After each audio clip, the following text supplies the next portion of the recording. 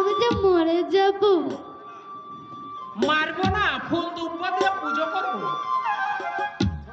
ছোট লোকের বাচ্চা, এত বড় সাহস তোর! এক মুঠো আচার এনে মনের আনন্দে চিবাচ্ছিস? এই আচারগুলো কি তোর বাপ খেলে? ওগুলো পয়সা দিয়ে কিনতে হয়নি?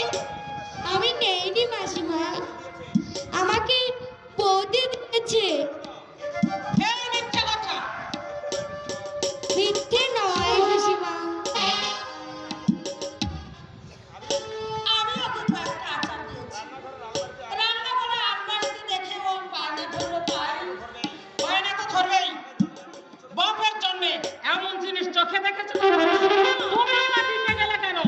দরদ একেবারে উঠলো বুঝি। কত ছোট মানুষ। ছোট মানুষকে অত আশকারা দেওয়া ভালো নয়। ভালো খেতে পড়তে পারলে এখান থেকে যেতে চাইবে?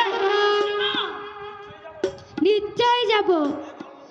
যে বড় লোকের ঘরে সামান্য দুটি আচারের জন্য মার খেতে হলো, সেখানে আমি একটু থাকবো না। বরটা এলেই আমি তাকে বলে চলে যাব। তোর সাহস তো দেখছি কম নয়। এই হারামজাদা!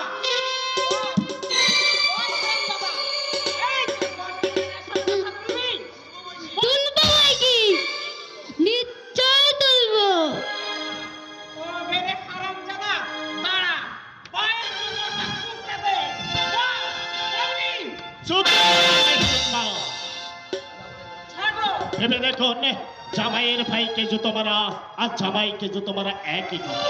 বড়টা বড় কাঁদিস রে ভাই, চুপ কর। ও কি করেছে জানো? আমার আচারগুলো সব খেয়ে ফেলে দিয়েছে।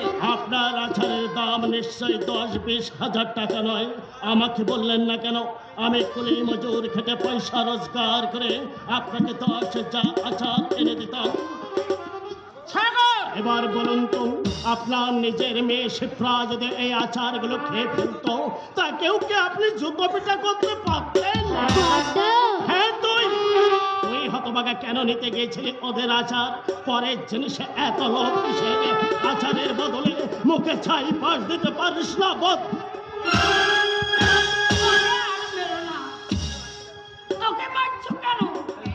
ও তো নেয়নি। আমি ওকে কয়েকটা আচার দিতে দিয়েছিলাম। বেশি বাবা আচারটাই ওকে মারধর করেছে?